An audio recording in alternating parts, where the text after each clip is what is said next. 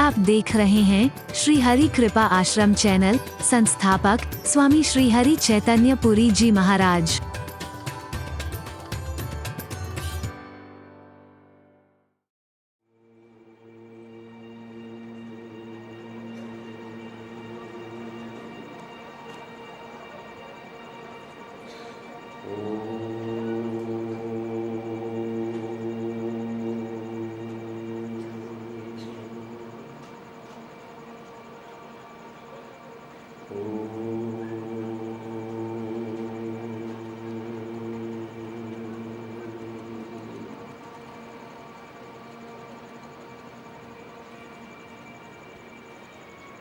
सर्वे भवन्तु सुखिनः, सर्वे सन्तु निरामयाः,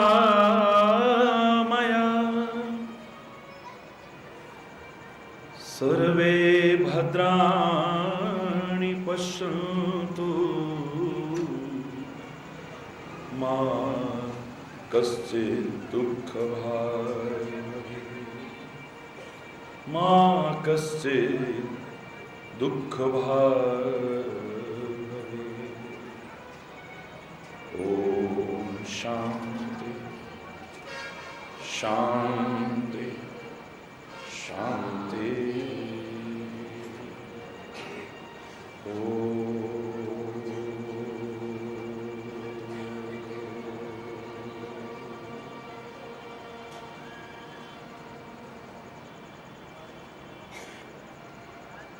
असतो मा सद्गमय, असतो मा तमसो मा ज्योतिर्गमय, तमसो मा मृत्योर्मा अमृतं गमय, मृत्योर्मा अमृतं गमय। ओम शांति शांति शांति।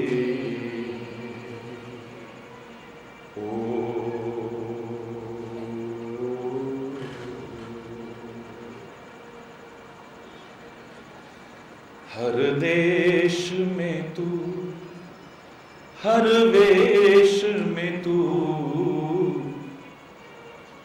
तेरे नाम अनेक तू एक ही है। हर देश में तू, हर वेश में तू, तेरे नाम अनेक तू एक ही है। हर देश में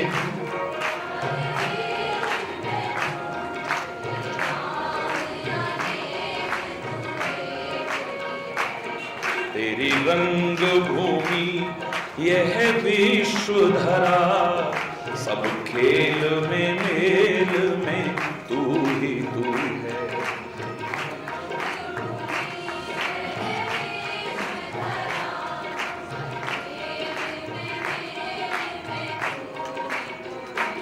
हर देश में तू, हर वेश में तू, नाम अनेक तू एक ही है।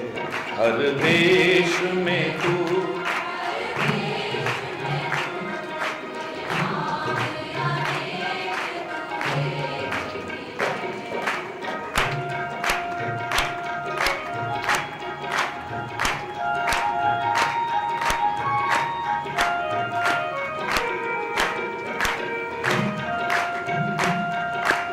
हरि बोल।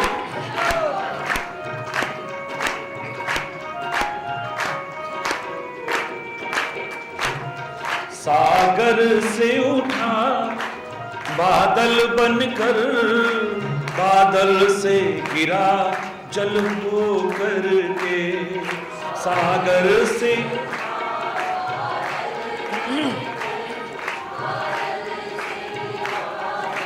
जल हो करके फिर नहर बनी नदियां गहरी, तेरे भिन्न प्रकार तू एक ही है। फिर नहर बनी नदियां गहरी, तेरे भिन्न प्रकार तू एक ही है। हर देश में तू, हर वेश में तू, तेरे नाम अनेक तू एक ही है। हर देश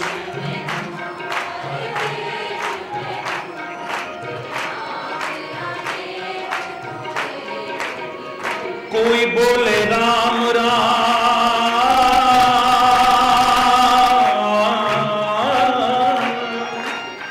कोई बोले राम राम, कोई खुदा, कोई सेवे गुसैया,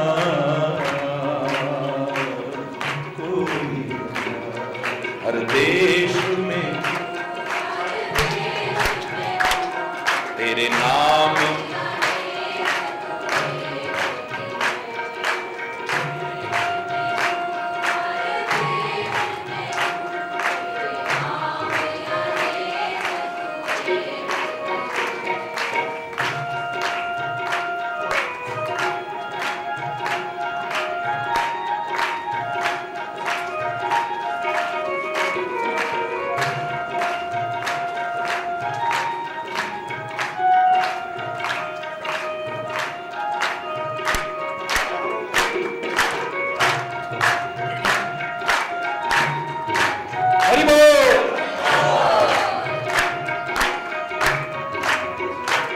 चींटी से भी अणु परमाणु बना, हर जीव जगत का रूप लिया।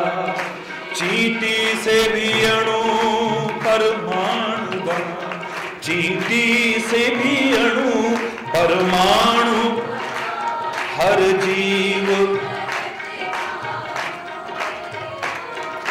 कहीं पर्वत वृक्ष विशाल बना, सौंदर्य तेरा तू एक ही है। कहीं पर्वत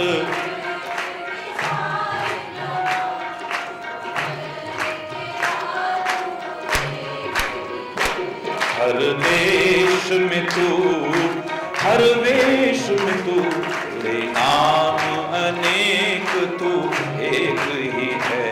हर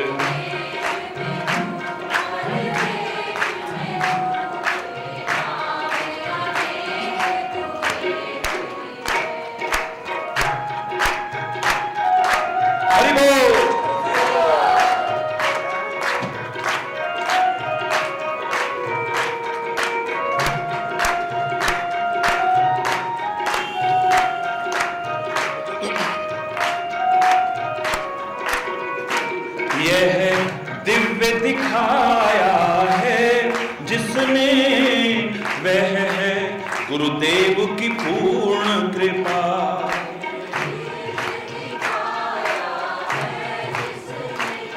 वह है गुरुदेव की पूर्ण कृपा।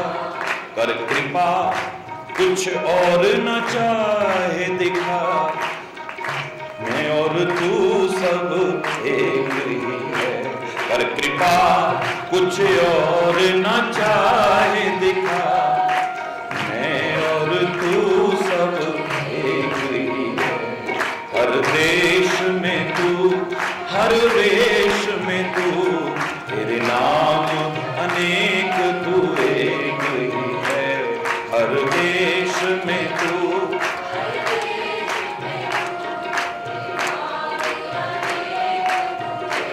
तेरे नाम अनेक तू एक ही है।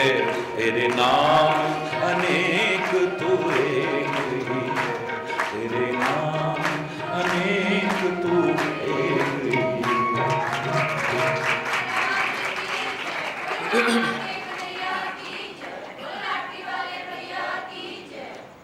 हरि बोल, हरि बोल।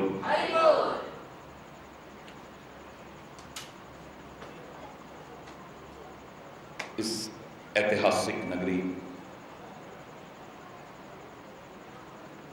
विराट नगरी,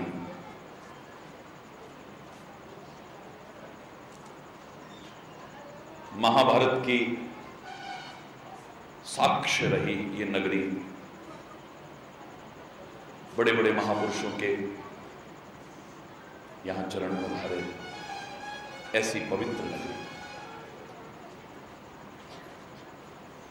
पंजाब जिस नाम से पड़ा, वो 5 नदियां, उनमें से व्यास के बहुत करीब बसी हुई नगरी है, पास में ही। नमन है इस पवित्र भूमि को और इस इतिहास को बार बार नमन करता हूं।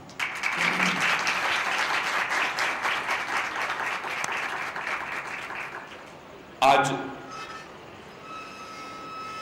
मेरे किसी बच्चे ने एक प्रश्न रखा है,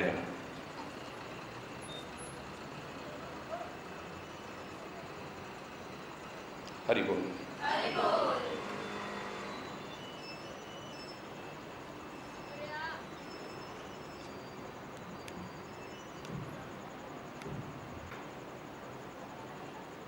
हरि बोल।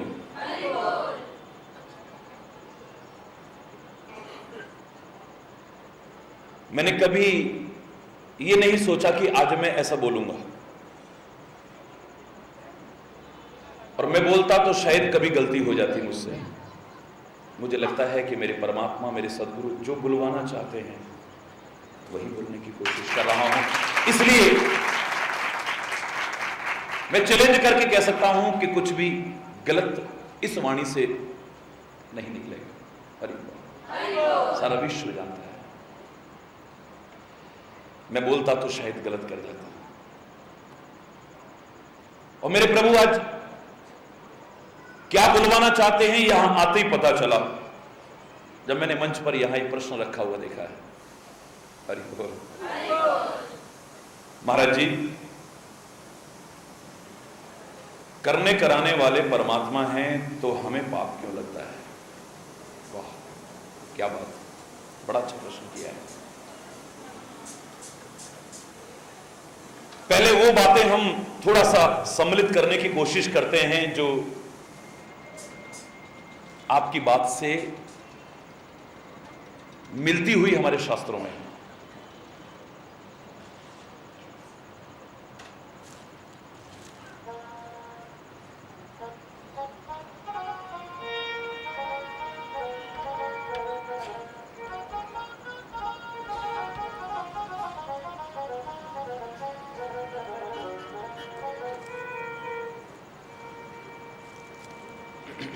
हरि बोल। हो यही सोई जो राम रचि राखा। बहुत सरल शब्द हैं, आप बोलिएगा मेरे साथ। हो यही सोई जो राम रचि राखा, को कर तरक बढ़ावहीं शाखा, को करे तरक बढ़ावहीं। रामायण की एक और चौपाई इसी से मिलती जुलती, आपकी बात से मिलती जुलती। राम कीन चाहई सोई होई, राम कीन, सारे बोलो, चाहई करे अन्यथा अस नहीं कोई, करे अन्यथा अस नहीं कोई। एक और चौपाई रामायण की। उमा दारू जोशित की नाई, बोलो,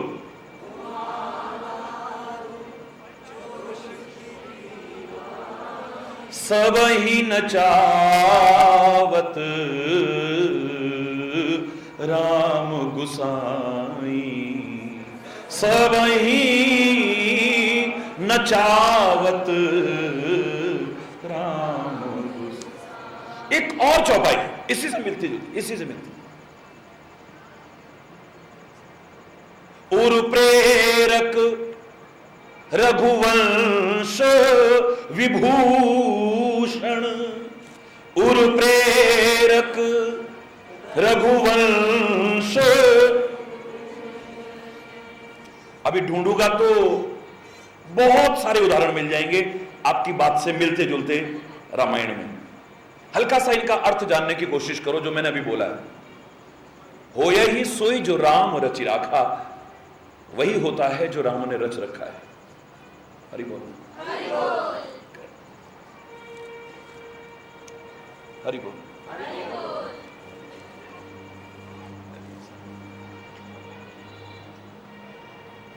हो यही सोई जो राम रचि राखा, राम ने जो रच रखा है वही होता है और कुछ नहीं हो सकता है। बड़े प्यारे प्रश्न से शुरुआत हो रही है और मुझे लगता है कि विश्व भर के लोगों में इस बारे में बड़े संदेह हैं। मैं चैलेंज करके कह रहा हूं, अगर ध्यान से सुनोगे आपके मन में किसी प्रकार की भी कोई शंका शेष नहीं रहेगी। बड़े ध्यान से सुनिए।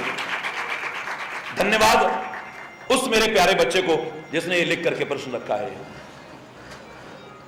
आज यही प्रभु सुनवाना चाहते होंगे। राम कीन चाहि सोई हुई, करे अन्यथा अस नहीं कोई।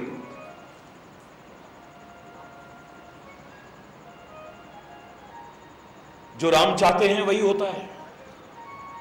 परमात्मा यानी जो चाहते हैं, राम कहो, कृष्ण कहो, शिव कहो, दुर्गा कहो, अल्लाह कहो, वाहिगुरु, खुदा कहो, उसके नाम अलग हो सकते हैं, उपासना पद्धतियां अलग हो सकती हैं, उसको जानने के, उसको पाने के, उस तक पहुंचने के मार्ग अलग अलग हो सकते हैं, लेकिन परमात्मा अलग अलग नहीं। अव्वल अल्ले नूर उपाया कुदरत दे सब वंदे, एक नूर तो, नूर कोई जुदा जुदा नहीं, एक पिता के हम, एक पिता के बच्चे हैं हम सारे। हरि बोलो। तो वो परमात्मा जो चाहता है वही होता है, करे अन्यथा अस नहीं कोई। दुनिया में कोई ऐसा है ही नहीं जो उसके अलावा कुछ कर जाए। मैं आपकी बात से पहले मिलती जुलती बातें बता रहा हूं। निष्कर्ष क्या निकलेगा ये पूरा सुनने के बाद में समझिएगा। हरि बोल। हो यही सोई जो राम रचि राखा, को कर तरक बढ़ावई शाखा, राम कीन चाहई सोई होई, करे अन्यथा अस नहीं को। दुनिया में कोई है ही नहीं जो उसके अलावा कुछ कर जाए।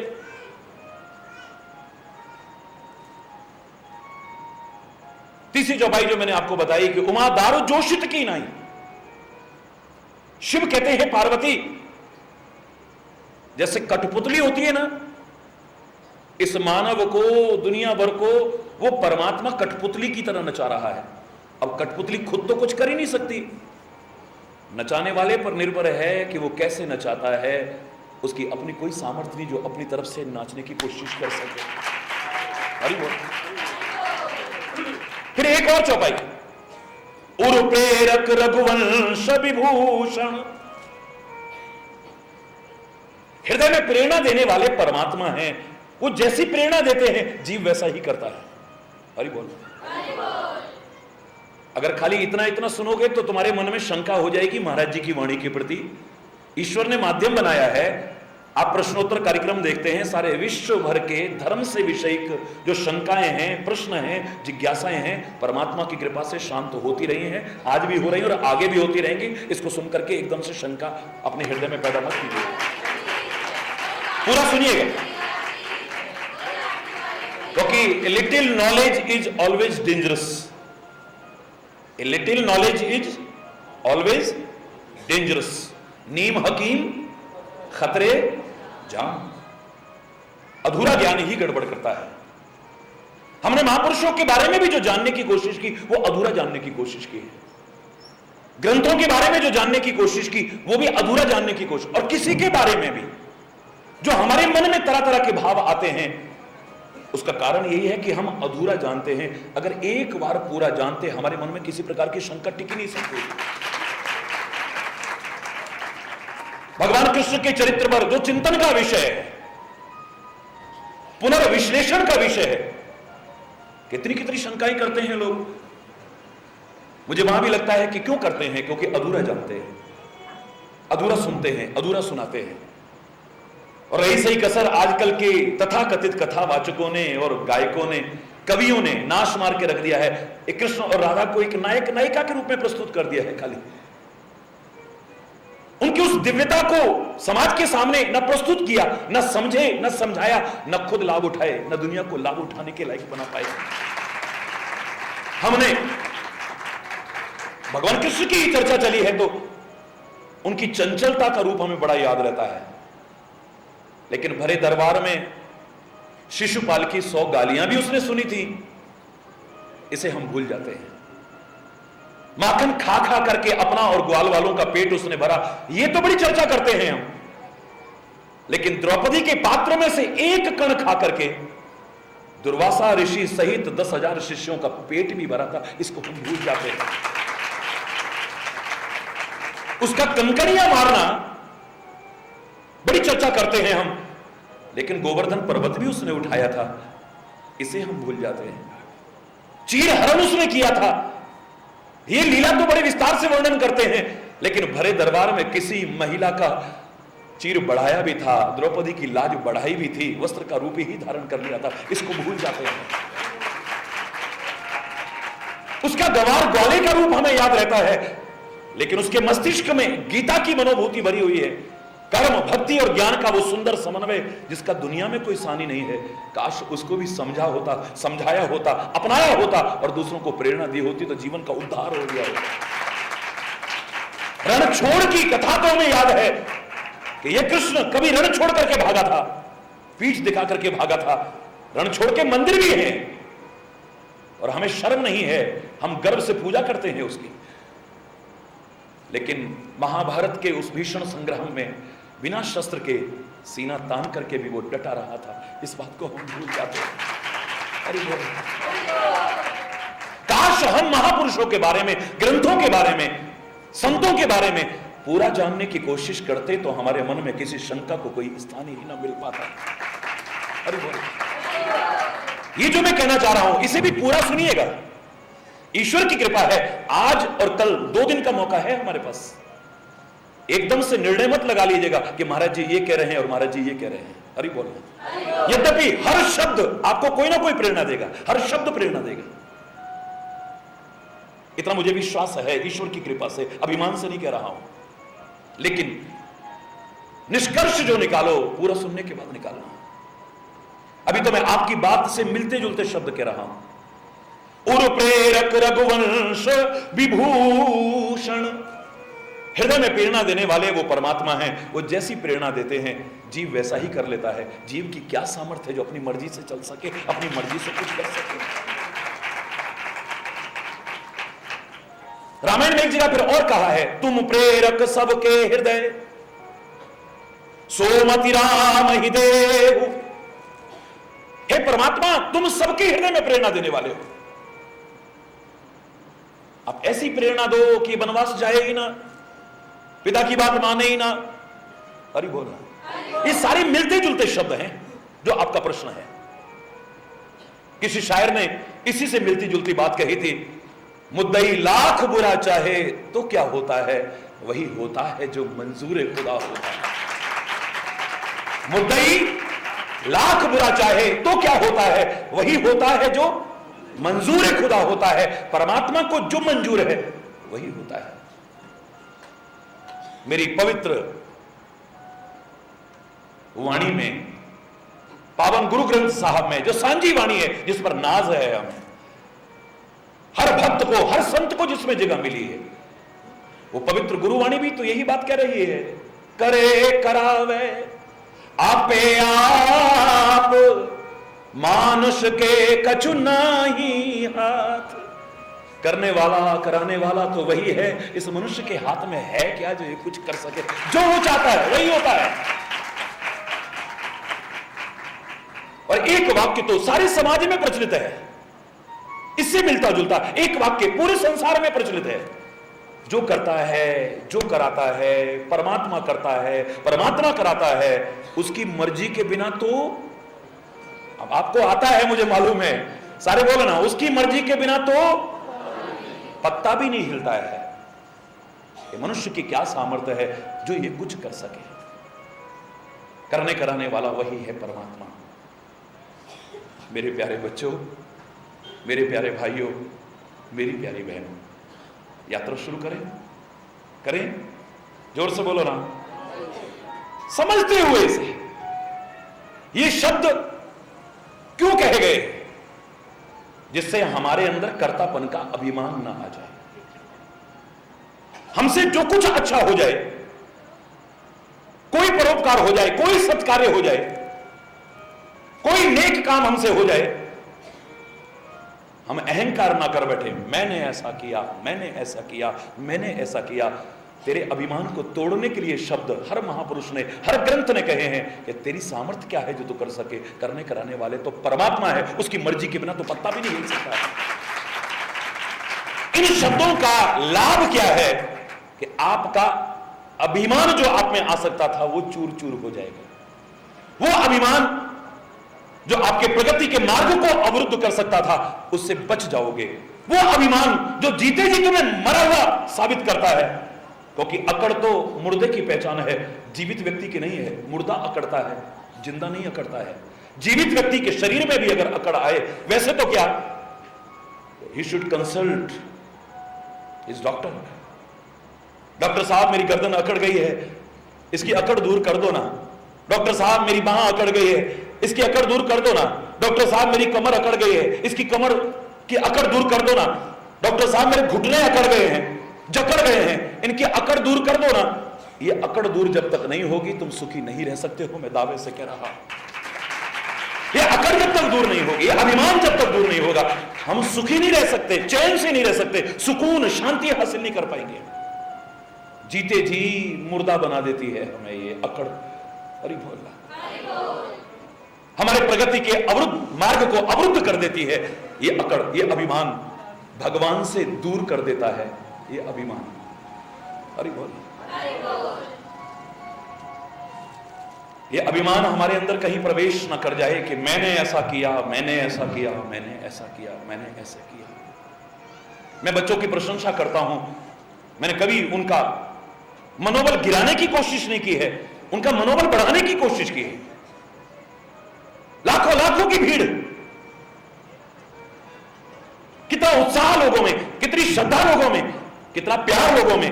तो जो आयोजन करते हैं मैं उनका उत्साह बढ़ाता हूं। बेटा देखो तुम्हारी मेहनत सफल हो गई, बेटा तुम्हारी मेहनत सफल हो गई, बेटा तुम्हारी मेहनत, देखो ना क्या आनंद आ रहा है, देखो ना क्या रौनक लगी हुई है।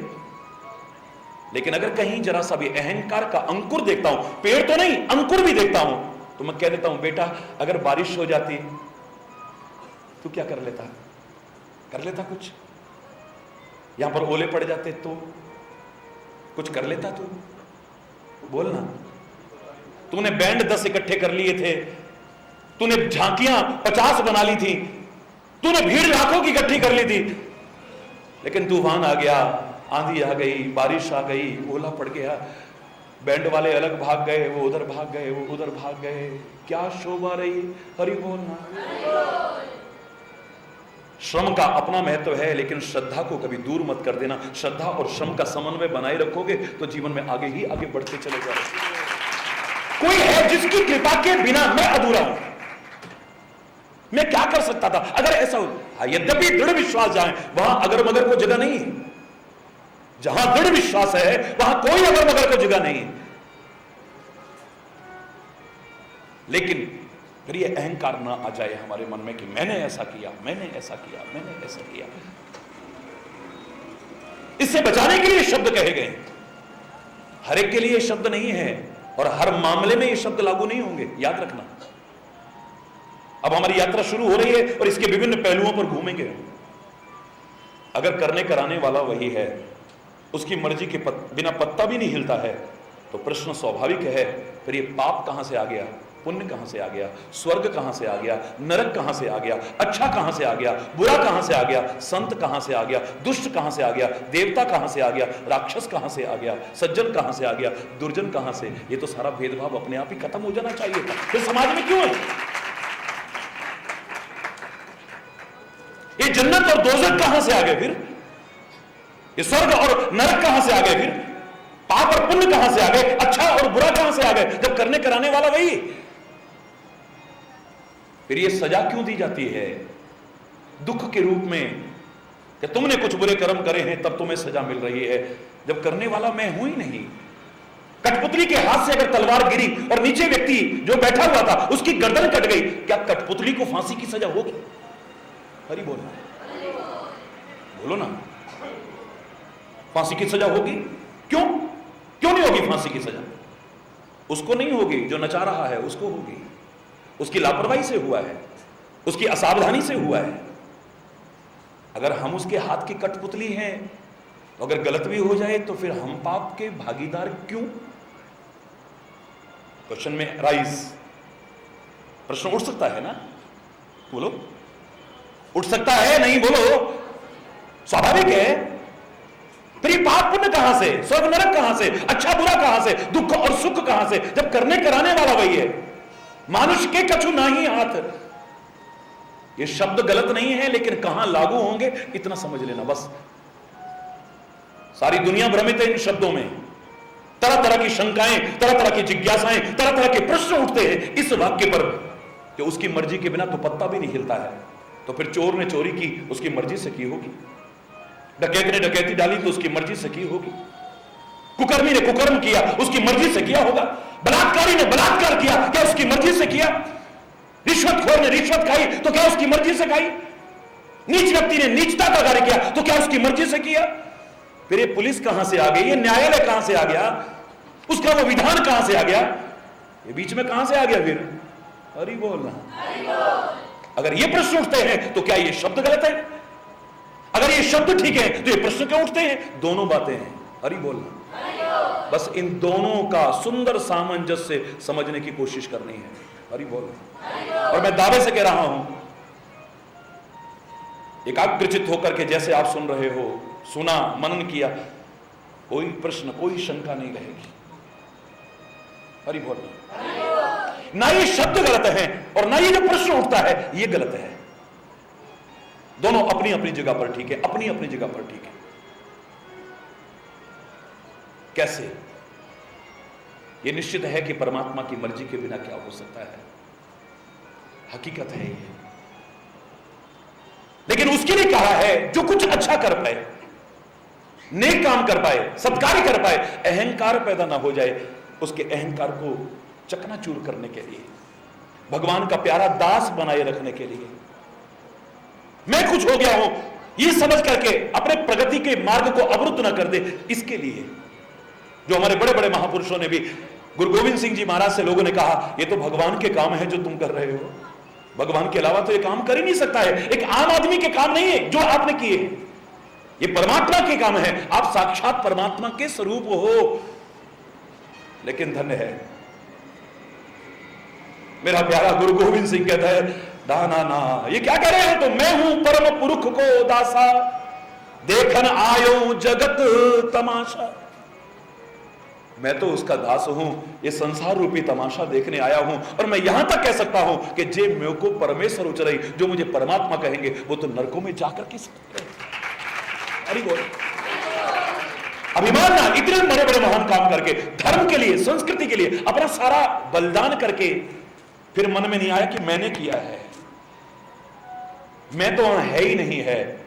गुरु ग्रंथ साहब की जब रचना कर रहे हैं तो कहते हैं एक पद लिखते लिखते मगन हो गए, और जब मगन हो गए उसमें शब्द आया तू ही, बस तू ही पे आकर के तो कलम रुक गई है, आंखों में आंसू हैं, बंद हो चुकी है, ध्यान लग चुका है, तू ही तू ही तू ही तू ही तू ही तू ही तू ही तू ही तू ही तू ही तू ही तू ही तू ही तू ही तू ही तू ही। गुरु गोविंद सिंह जी महाराज की दशा देख करके लोगों की हालत खराब हो गई, इनको हो क्या गया है?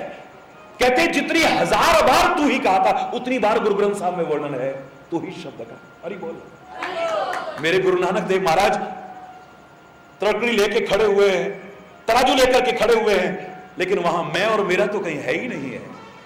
मैंने ऐसा किया, मेरा ये है, ऐसा कुछ है ही नहीं है।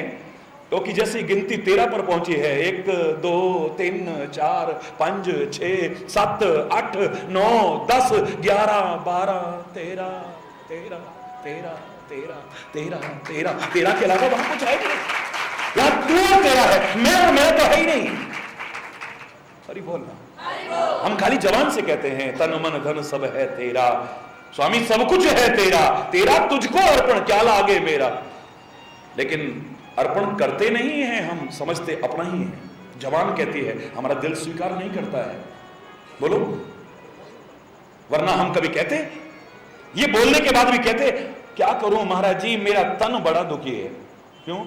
अभी तो कह रहा था तन मन धन सब तेरा, मेरा तन बड़ा दुखी है, कुछ करो ना महाराज जी। तो मैंने पहला उत्तर तो यही दिया, मैंने कहा जब तक मेरा है तभी तक दुखी है, जिस दिन तेरा हो जाएगा सवाल ही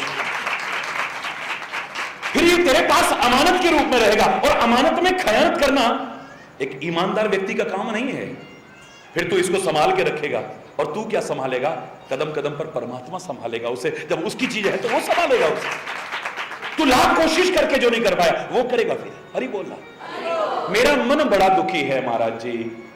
अभी तो कह रहा था तन मन धन सब है तेरा, तो फिर मैंने कहा जब तक मेरा है तभी तक दुखी है, जिस दिन सचमुच तेरा हो गया दुखी हो ही नहीं सकता। मेरा धन नष्ट हो गया, मेरा धन नष्ट हो गया, कहता है तन मन धन सब है तेरा। अरे बोलना, जोर से बोलो। जो मुझसे हो रहा है कोई अच्छा काम कि तू करा रहा है, ये कहने का अधिकार किसको है? जो अपने मन के अनुसार जीवन नहीं जीता है, आत्मा के अनुसार जीवन जीता है, सच्चे महात्मा के मत के अनुसार जीवन जीता है, या फिर परमात्मा के यानी वेद पुराण गुरु ग्रंथ इत्यादि के अनुसार जीवन जीता है, ये शब्द कहने का अधिकार उसी को हो सकता है, हर एक को कहने का अधिकार नहीं हो सकता है।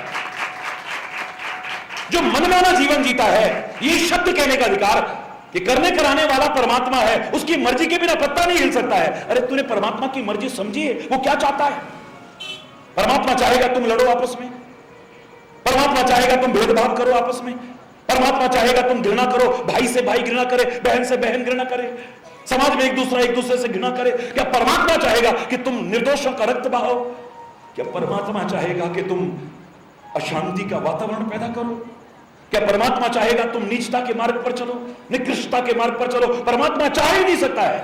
मैंने तो एक दिन दावे से कहा था कि अगर कोई आकर के कहे कि मैं परमात्मा हूं, और हरि चैतन्य तेरे को करोड़ों लोग सुनते हैं दुनिया में, 18-20 करोड़ लोग श्रद्धा से सुनते हैं, मैं भगवान हूं भगवान, तेरे से लोग बड़े प्रभावित है, तेरी वाणी को श्रद्धा से सुनते, तू कुछ ऐसा बोले आपस में लड़े, अगर वो भगवान होगा भी ना, मैं कह दूंगा तू भगवान हो ही नहीं सकता है। जो लड़ना सिखाए, जो हमें झगड़ना सिखाए, वो भगवान हो ही नहीं सकता है।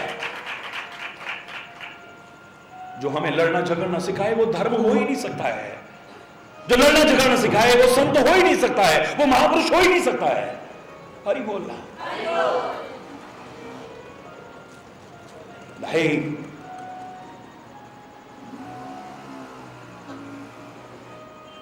परमात्मा भी अगर कहे कि हरि चैतन्य तू इनको लड़ना सिखा दे, मैं कहूंगा तू भगवान नहीं हो सकता है।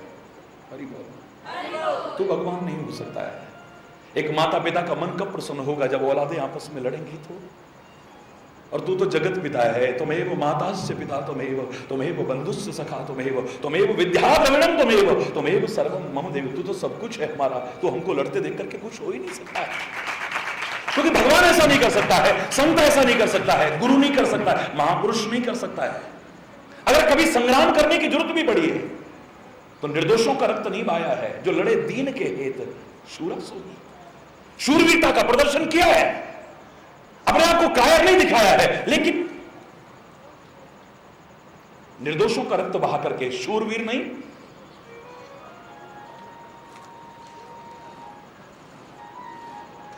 बेकसूरों का खून बहा करके शूरवीर नहीं। जो लड़े दीन के हेत शूरा सोई, जो लड़े दीन के हेत शूरा सोई, पुरजा पुरजा काट मरे। जब जरूरत पड़े तो, धर्म को आवश्यकता पड़े, इस वतन को आवश्यकता पड़े, इस संस्कृति को आवश्यकता पड़े, समाज को आवश्यकता पड़े, तो बकरों की बलि ना चढ़ाए, मुर्गों की बलियां चढ़ा करके ये ना कहे कि अल्लाह को प्यारी है कुर्बानी, या देवी माता खुश हो जाएगी कुर्बानी पा करके या बलि चढ़ा करके। नहीं, जरूरत पड़े तो अपने हितों की कुर्बानी दे, अपने स्वार्थों की कुर्बानी पड़े, और जरूरत पड़े तो अपनी भी कुर्बानी दे करके इस वतन की, इस धर्म की, इस संस्कृति की रक्षा करे। अरे बोलना, मैं किसी मत पर कभी तीखा प्रहार नहीं कर सकता हूं, लेकिन समाज की जो बुराइयां हैं उन पर तो करना। अरे बोलना, ये परवाह किए बिना भी कि dot dot dot dot dot, अरे बोलना, समझ लेना।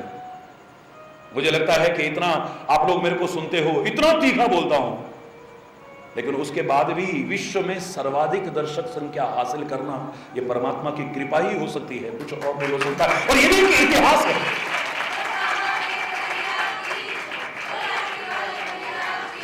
लोग कभी कहा करेंगे कि तूफान में भी दिया जलता रहा। वाह, ये दिया तूफान में भी जलता रहा, उसकी कृपा है। पतवार के बिना ही मेरी नाव चल रही है, तूफान में भी देखो ये ज्योत जल रही है। कैसा वातावरण है, कैसा माहौल है।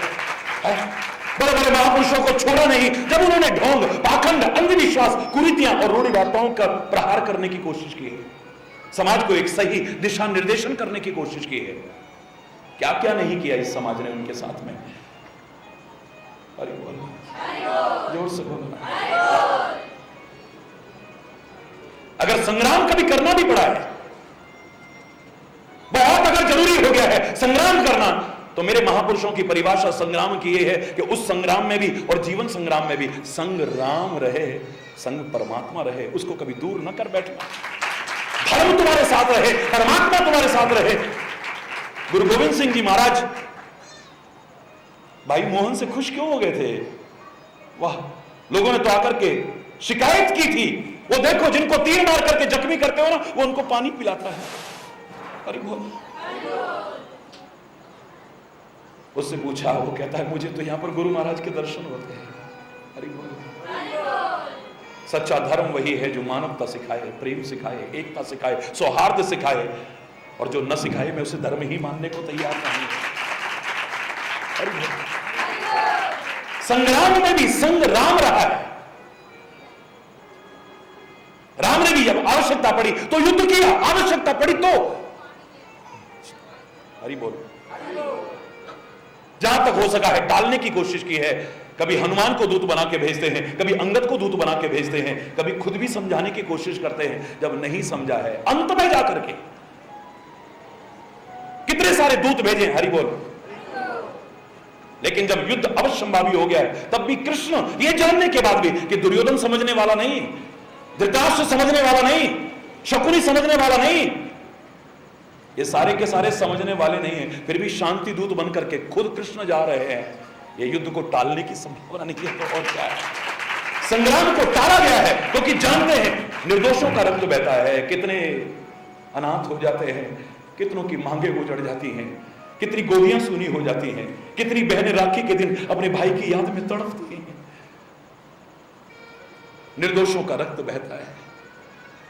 लेकिन अगर संग्राम आवश्यक हुआ भी है तो वहां पर भी संग राम रखा है, संग धर्म को रखा है। धर्म और परमात्मा को वहां भी अपने से दूर करने की कोशिश नहीं की। ये कहने का अधिकार किसको है? जो करता है, जो कराता है परमात्मा, उसकी मर्जी के बिना तो पत्ता भी नहीं हिल सकता है। ये उसको अधिकार है जो आत्मा की आवाज को सुनता है, उसके अनुसार जीवन जीता है। सच्चे महात्मा की, ढोंगी पाखंडी की नहीं कह रहा हूं, सच्चे महात्मा की आवाज को सुनता है, उसके अनुसार जीवन बनाने की कोशिश करता है। या फिर परमात्मा की आवाज को सुनता है जो आत्मा रूप से अंदर से आ रही है और ग्रंथों और शास्त्रों के रूप में समाज में हमारे सामने है, उसके अनुसार जीवन जीने की कोशिश करता है। उसको कहने का अधिकार हो सकता है, हर एक को कहने का अधिकार नहीं हो सकता है। जो आत्मा नहीं, महात्मा नहीं, परमात्मा नहीं, ग्रंथ नहीं, शास्त्र नहीं, अपने मन की मर्जी के अनुसार जीवन जीता है, उसको कहने का अधिकार नहीं। परमात्मा की मर्जी क्या थी? ये दो आवाजें अंदर से आती हैं, देखो सारे मस्त हैं, चलो उठा के ले चलो। एक आवाज आती है, दूसरी कहती किसी ने देख लिया तो जूते पड़ेंगे। अरे बोलना, किसी ने देख लिया तो एक भयभीत कराती है, एक गलत की ओर प्रेरित करती है, ये गलत कर्म कर लो, यहां पर कौन देख रहा है, यहां तो कोई भी नहीं है। दूसरी आवाज आती है, कोई हो ना हो लेकिन एक है जिसकी नजर सबके ऊपर लगी हुई है, उससे नहीं बचा है।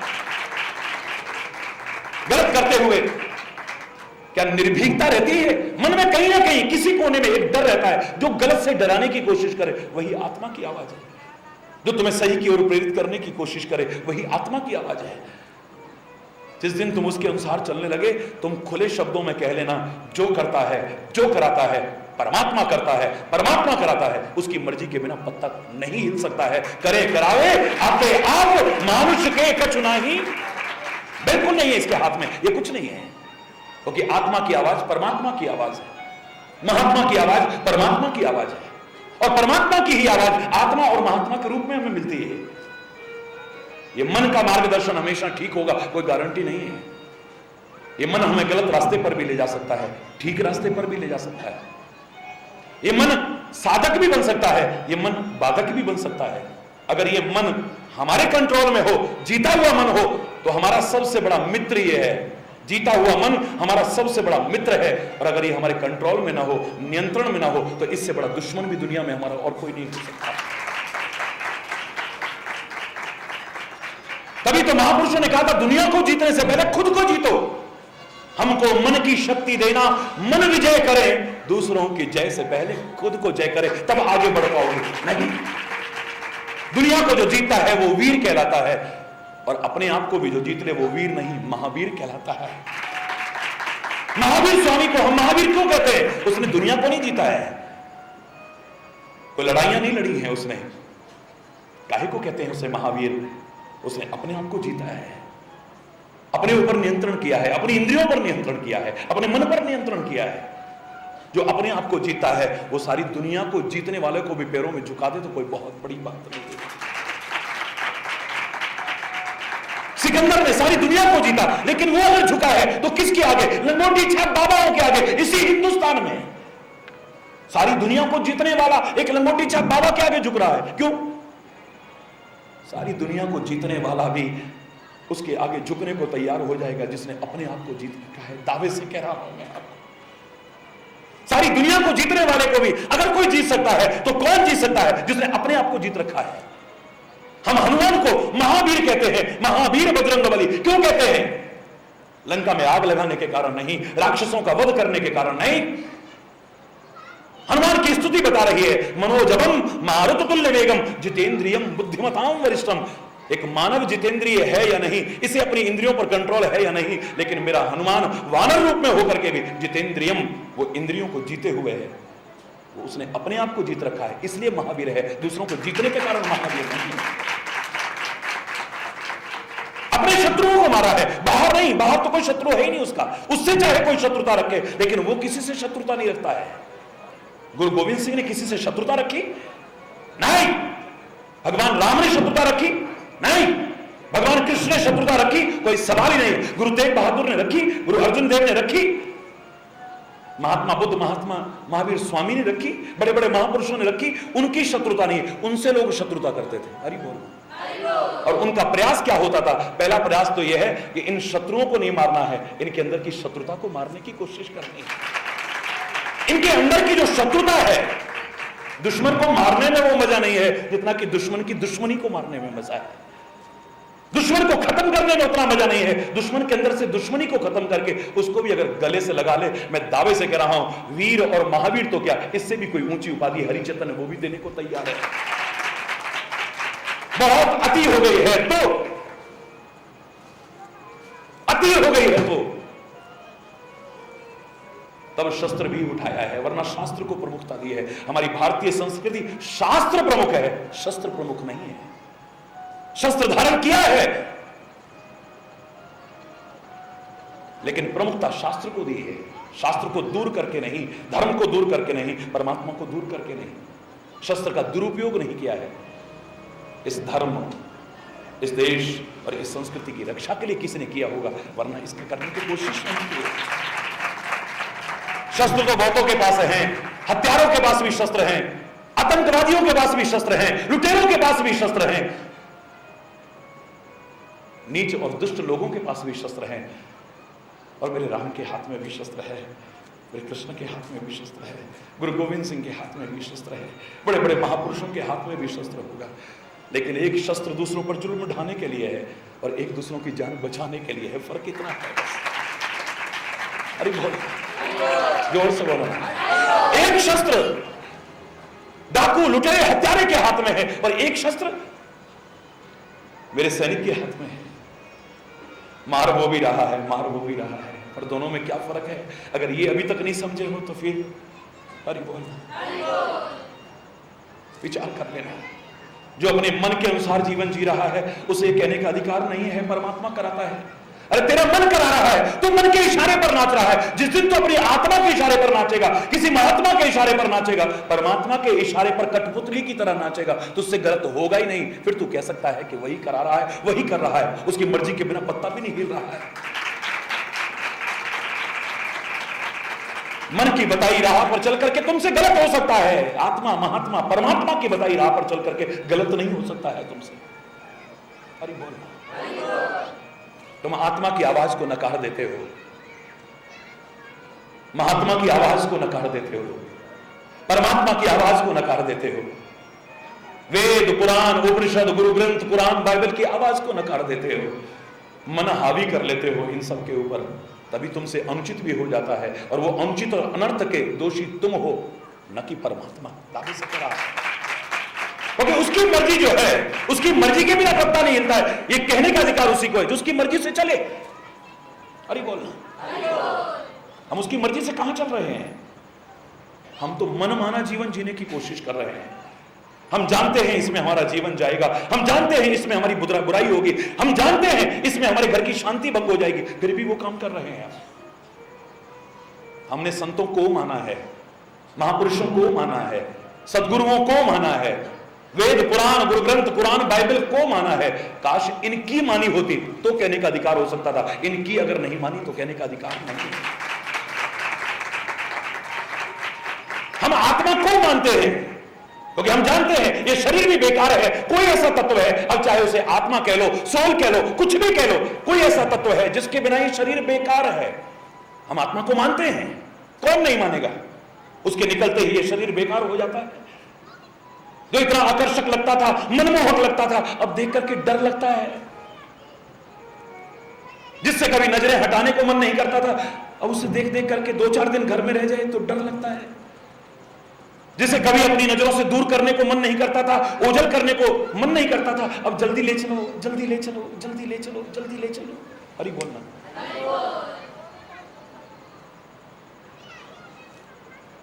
जिसके जरा से कष्ट पर हम बिलख उठते थे, तड़प उठते थे, आज अपने हाथों से उसे जला देते हैं, जमीन में गाड़ देते हैं, पानी में बहा देते हैं। क्या अंतर आ गया है? कोई ऐसा तत्व है जो इससे निकल गया, जिसके निकलने के कारण शरीर बेकार हो गया है।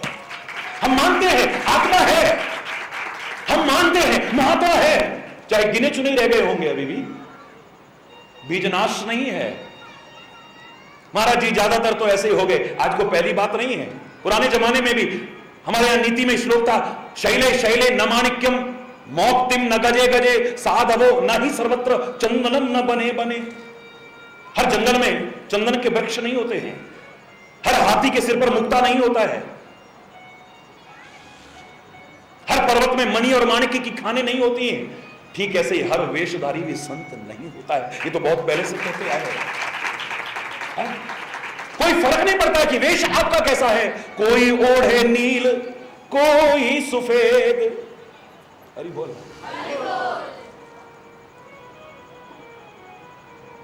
क्या फर्क पड़ जाता है उससे? भगवा पहना है, श्वेत पहना है, पीला पहना है, नीला पहना है, ये इतना महत्वपूर्ण नहीं है। पर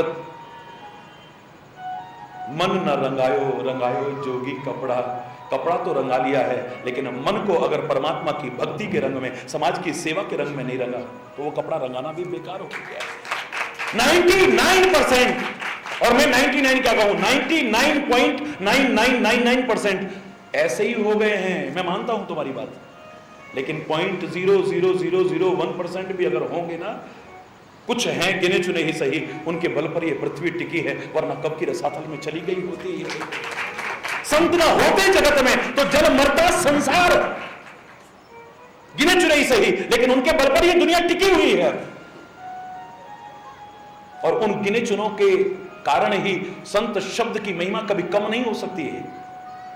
ज्यादातर ऐसे हो गए हैं, हम कैसे मान लें कि संत, अरे मैं आपसे पूछता हूं, एक खान में से 99.99% कोयला और पत्थर निकलता है, 0.001% हीरा निकलता है, फिर भी उस खान को काहे की खान कहते हो? जोर से बोलो। क्यों क्यों कहते हो? कमाल है, मुझसे प्रश्न करते हो और खुद नामकरण 99.999% कोयला पत्थर निकल रहा है, 0.0001% हीरा निकल रहा है, फिर भी खान हीरे की कहलाती है।